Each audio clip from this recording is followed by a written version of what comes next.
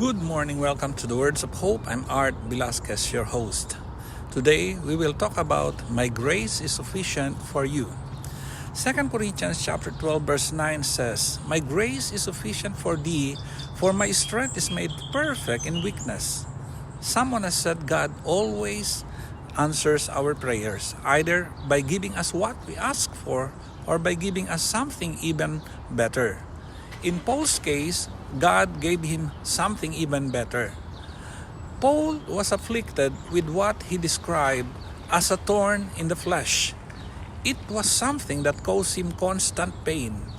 It was such a deep-felt difficulty that he took it fervently to God in prayer.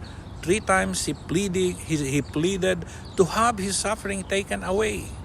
And the verse above is God's answer to Paul.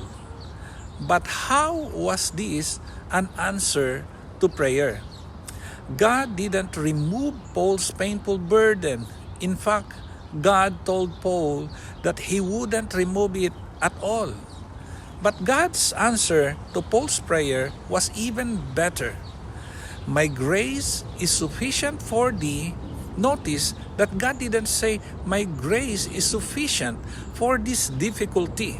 God said, my grace is sufficient for you.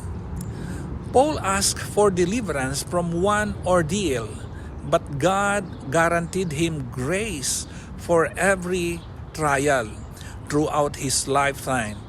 And although Paul would still experience much suffering, God reminded him that this simply gave him an even greater opportunity to exalt the name of Christ.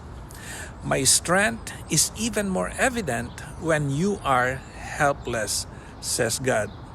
Therefore, this struggle is an opportunity for you to fulfill your purpose as a Christian more than you ever could in a pain-free life.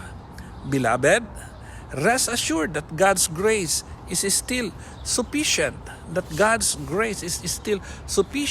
and that His powers is still being manifested through the difficulties that you face in your life every day. What a marvelous answer to prayer this is. I would like to encourage you, my dear listeners, God can never be wrong in what you are experiencing today. Whatever problems, difficulties, sickness and pain, or struggles in life, God is only making you strong. Your mess will be a message and your test will become a testimony.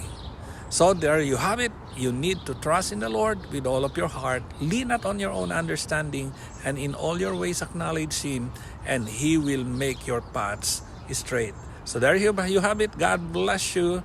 Until next time, God bless you. Shalom.